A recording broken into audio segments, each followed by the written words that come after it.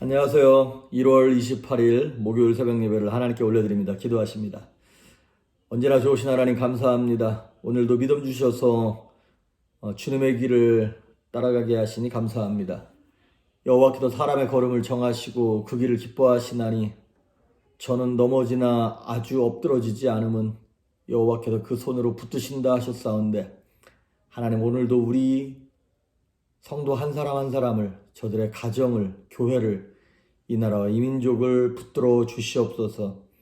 오늘도 말씀 가운데 생명의 길, 나아갈 길들이 보여질 수 있기를 소망하며 예수님의 이름으로 기도했습니다. 아멘. 우리 예찬송가 470장, 새찬송가 413장, 내 평생에 가는 길 순탄하여 찬양하십니다. 내 평생에 가는 길 순탄하여 늘 잔잔한 강 같든지 큰 풍파로 무섭고 어렵든지 나의 영혼은 늘 편하다. 내 영혼 평안해. 내 영혼 평안해. 저 마귀는 우리를 삼키려고 입 벌리고 달려와도 주 예수는 우리의 대장 되니 끝내 싸워서 이기겠네. 내 영혼 평안해. 내 영혼 평안해. 내 지은 죄 주홍빛 같더라도 주 예수께 달으면 그 십자가 피로써 다시 수사 있는 보다 더 정하겠네.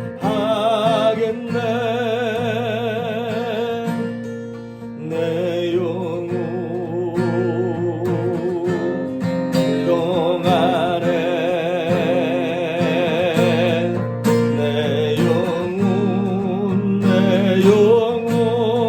평안해. 저 공중의 구름이 일어나며 큰 나팔이 울려날 때 주 오셔서 세상 심판에도 나의 영혼은 겁 없으리. 내 영혼 평안해. 내 영혼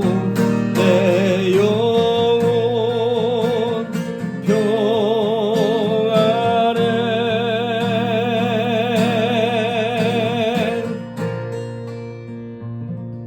아멘. 오늘 우리에게 주시는 말씀은 마태복음 20장 29절에서 34절 말씀까지. 마태복음 20장 29절에서 34절 말씀까지 봉독해 올립니다. 그들이 여리고에서 떠나갈 때 큰 무리가 예수를 따르더라. 맹인 두 사람이 길가에 앉았다가 예수께서 지나가신다 함을 듣고 소리질러 이르되 주여 우리를 불쌍히 여기소서. 다윗의 자손이여 하니 무리가 꾸짖어 잠잠하라 하되 더욱 소리질러 이르되 주여 우리를 불쌍히 여기소서. 다윗의 자손이여 하는지라. 예수께서 머물러 서서 그들을 불러 이르시되 너희에게 무엇을 하여 주기를 원하느냐. 이르되 주여 우리의 눈 뜨기를 원하나이다. 예수께서 불쌍히 여기사 그들의 눈을 만지시니 곧 보게 되어 그들이 예수를 따르니라. 아멘. 지금 예수님께서 마지막 이제 여정, 예루살렘에 들어가시면 이제 제사장과 종교 지도자들에게 붙잡혀서 고난받으시고 십자가에 죽으시는 거거든요. 이게 마지막 여정이에요. 마지막 여정을 어디로 가시냐면 여리고를 지나가시는 거예요. 근데 여리고는 아시다시피 이스라엘에서 손꼽히는 큰 도시예요. 예루살렘 다음으로 어쩌면. 그리고 그 부유함 이런 걸로 봐서는 예루살렘 못지않은 부유한 동네예요. 아주 돈도 많은 동네고 되게 교통의 요지이고. 그런데 그 휘황찬란한 되게 부유한 여리고랑 상반되게 그곳에 누가 있냐면 맹인이 있었어요. 사실 이 당시에 맹인일 것 같으면 사회복지가 안 된 사회였기 때문에 거지예요, 한마디로 말하면. 그래서 마가복음 10장 46절에는 맹인, 소경, 거지, 바디메오 이런 표현이 나와요. 그 여리고와 비교되어지는 되게 초라한 인생들 두 맹인이 이제 길가에 앉았다가 예수님을 만나는 장면입니다. 그런데 이 사람들이 예수께서 지나가신다 함을 듣고 소리를 질러 이르되 주여 우리를 불쌍히 여기소서 다윗의 자손이여 이렇게 했어요. 자, 이들이 예수님께 원했던 것은 무엇이냐면 구걸이 아니었어요. 뭘 좀 도와주십시오. 먹을 걸 주십시오. 이런 것이 아니라 치유였어요. 치유, 고침받는 것. 자, 그럼 당연하지 않냐 생각할는지는 모르겠지만 생각해 보십시오. 그 당시 어느 누가 맹인의 눈을 뜨게 한 적이 있었나요? 그 전에? 아무도 없었어요. 그런 기적을 나타낼 수 있는 사람은 아무도 없었어요. 그런데 예수에 대한 소문을 들었거든요. 소문을 듣고 뭐가 생긴 거예요? 믿음이 생긴 거예요. 예수께서 행하셨던 기적에 관한 얘기를 들으니까, 믿음은 들으면서 난다 그랬으니까.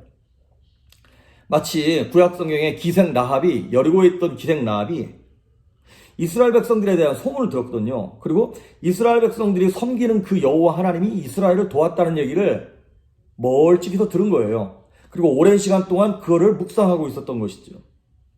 그랬을 때 정탐꾼들을 숨겨주고 그들로 말미암아 이 기생 라합의 믿음으로 인하여 온 가족이 살았던 것처럼 믿음이 생기는 거예요. 그러니까 들어야 하는 것이죠. 그런데 듣기를 이 소경들이 너무나 잘 들었어. 어떻게 들었냐면 이렇게 부르짖잖아요. 우리를 불쌍히 여기소서 다윗의 자손이요. 이스라엘 백성들이 다윗의 자손이라고 얘기하는 것은 메시아입니다. 이런 고백입니다. 하나님의 약속 가운데 이 다윗의 후손으로 메시아가 올 것에 대한 약속의 말씀들을 이스라엘 백성들은 다 알고 있었어요.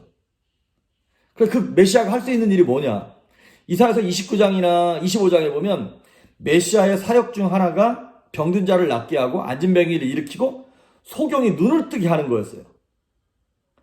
그러니까 이 소경 둘이 사실 이 사람들이 이제 그 소경 거지 바디메오 그 사람이 여기 속해 있는 것 아니겠습니까? 이 사람들이 들었던 것이죠. 예수님에 대한 소문을 듣고 메시아다. 소경이 눈을 뜨게 했다고? 그러면 메시아지. 그리고 나를 불쌍히 여기소서. 치료해달라는 얘기 하기 전에 먼저 불쌍히 여기달라는 고백을 먼저 하는 거예요. 그 얘기는 무슨 얘기예요? 예수님을 주님으로, 하나님으로, 메시아로 고백했다는 것입니다. 여기 재밌게도 30절에 보면 이렇게 고백해요. 소리질러 이르되 주여 우리를 불쌍히 여기소서. 그 당시 주, 아도나이, 롤드라고 고백할 수 있는 존재는 로마의 황제밖에 없었어요. 그런데 소경들이 보지도 못했던 예수님을 향하여 주님 이렇게 고백하는 거예요. 그렇습니다. 신앙이 내 영혼 가운데 들어올 때, 나의 주, 나의 하나님으로 고백되어질 때 인생이 뒤집어지고 기적이 나타나고 희망과 소망이 생기는 줄 믿습니다. 이 소경들은 그 영적인 스텝을 너무나 정확하게 밟아갖고 있는 거예요. 예수님에 대한 소문을 듣고 묵상하면서 이분은 메시아네. 내가 나의 주, 나의 하나님으로 그분을 모셔드릴 때 내가 구원받을 수 있겠네라고 생각하고 나를 불쌍히 여겨달라고 고백했던 것이죠. 자, 이들이 이렇게 막 소리 질렀는데 31절에 보니까 무리가 소경들을 꾸짖어 잠잠해라, 조용해라. 예수님 지금 바빠 이렇게 얘기하는 거죠. 근데 그렇게 꾸짖는 무리가 누구예요? 예수님 주변에서 예수님을 가장 위하고 예수님의 손발이 되어서 일했던 제자들이에요. 제자들이 영혼들로 하여금 예수님께 나아가는 것을 막았던 이 담이 되어버렸어요. 행여나 우리 때문에, 교회 때문에 예수님이 전파되지 아니하고 목사 때문에, 성도 때문에 세상에 안 믿는 사람들이 그렇게 목마르고 영혼이 갈급한데도 주님께 나오지 않는 그런 결과를 초래하지는 않는지요. 오늘도 어저께가 뉴스를 보니까 한국에서 기독교가 그렇게 혐오의 대상이 되었다고 일반 매스컴에 그렇게 나오더라고요. 너무 속상해서 그 내용을 읽어보지도 않았어요. 제목만 딱 보고 너무 속이 상하는 거예요. 근데 그게 저와 여러분 모습 아닌가요? 야, 한국에 있는 교회는 다 망했어. 저것들은 다 썩었어. 아니요. 제가 썩은 거고 우리가 썩은 거예요. 남 탓할 것도 없지요. 예수님의 제자들이 오히려 사람들이 예수님께 오는 거를 막는 마귀의 역할을 하는 거예요. 근데 막은 이유가 왜 그런 거예요? 예수님 정말 위해서 그런 거예요? 아니에요. 제자들의 마음은 그게 있는 거예요. 지금 하루라도 빨리 예루살렘에 들어가서 왕국을 건설해야 되는 거거든요. 그리고 그 하나님의 나라를 건설하면 자기들이 한 자리씩 차지해야 되는데, 뭐 이런 사람들 하나씩 고쳐주고 뭐 돌봐주다 보면 언제 그 높은 자리에 올라가고 언제 그 권세를, 영화를 누려요? 자신들의 육신의 욕심에 걸리적된다고 영혼들을 내쳐버리는 것이죠. 그런데요, 이 두 맹인이 너무나 간절했고 너무나 지혜로웠어요. 그렇게 말리든지 말든지 소리를 더 크게 지르는 거예요. 애타게 소리를 지르는 거예요. 왜? 지금 예수님 가시면 언제 또 예수님 오실지 모르잖아요. 본인들이 성한 사람도 아니다 보니까 예수님을 찾아갈 수도 없고, 결과론적으로 보면 이때가 마지막이었죠. 예수님은 다시 여리고에 가지 않으셨어요. 마지막이었던 것이죠. 그러니까 이 맹인들 입장에서는 더 이상 뒤로 물러날, 후퇴할 수 있는 길이 없는 것이죠. 마치 이스라엘 백성들이 광야로 나올 때 딱 맞닥뜨린 데가 어디에? 홍해예요. 앞으로 나아갈 수도 없고 뒤로 가자니 애굽 군대가 쫓아오고, 결론은요, 홍해가 갈라졌죠. 그렇습니다. 때로는 인생 속에서 길이 없는 게 복일 수 있습니다. 이렇게 설교하면 너무 낙심되시죠, 여러분. 야, 이 목사야, 네가 내 형편이 돼봐라, 내 사정이 돼봐라, 그런 얘기가 나오나? 제가 여러분의 형편을 모르기 때문에 이렇게 쉽게 얘기하는지도 모르겠습니다. 그런데요, 짧은 인생 살아보니까, 하나님의 말씀을 가지고 목회를 해보니까 알겠더라고요. 인간적인 방법이 없는 게 살 길이더라고요. 내 방법이 있어서 내가 돈으로 무엇을 해결하고, 누가 아는 사람 끈으로 무엇을 해결하고, 내 노력으로 무엇을 해결하면 끝까지 주님의 도우심은 못 받는 거예요.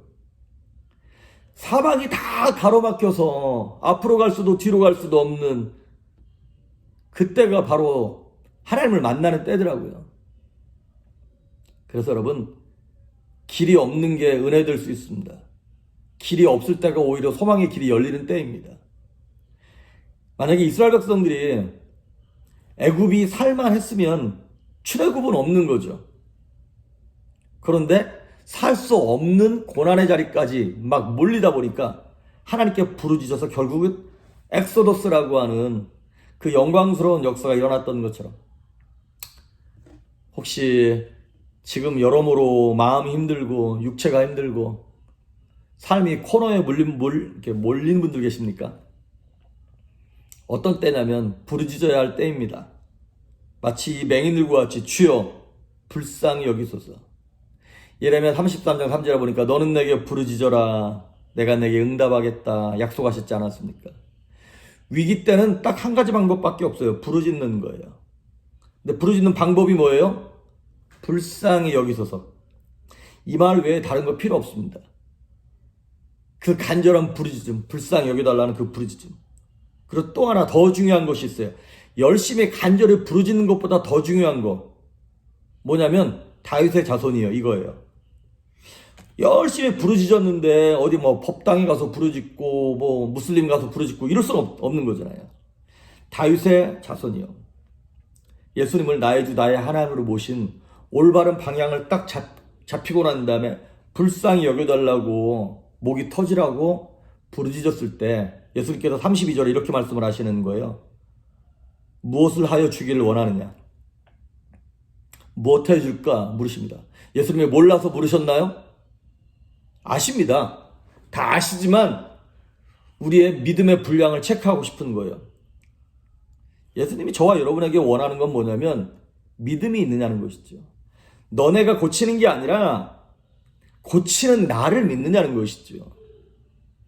그래서 예수님의 기적을 보면 수많은 부분에서 네 믿음대로 될지어다 이렇게 말씀을 하세요.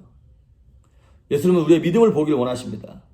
그 믿음의 작은 지렛대, 그 믿음의 지렛대를 통하여 돌이 옮겨가고 산이 옮겨지고 기적이 나타나는 것이죠. 그럼 못 해주기를 원하느냐 그랬더니 33절에 이 맹인들의 고백이 단순합니다. 이렇게 얘기합니다.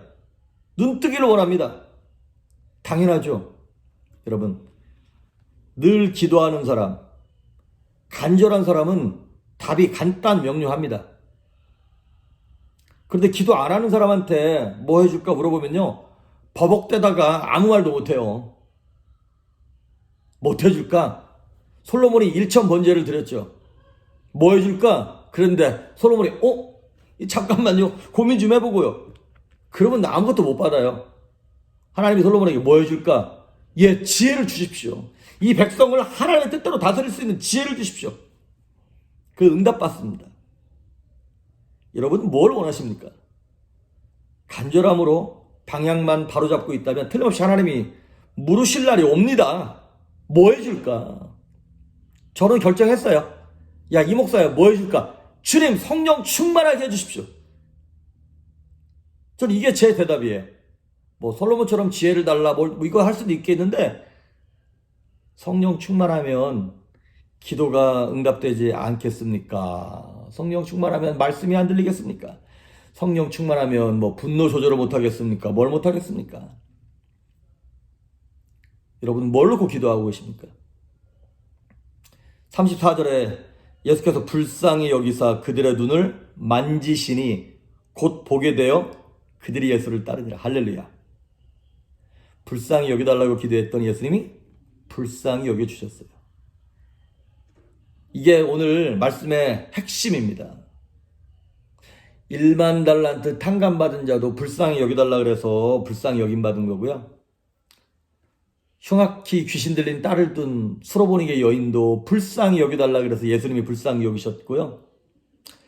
귀신 들린 아이를 둔 아빠도 불쌍히 여겨달라고 기도했기 때문에 예수님이 불쌍히 여겨주셨어요.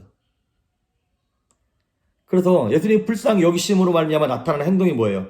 예수님이 터치하셨어요. 예수님이 만져주셨어요. 오늘 말씀의 제목입니다. 예수님이 만지면 회복됩니다.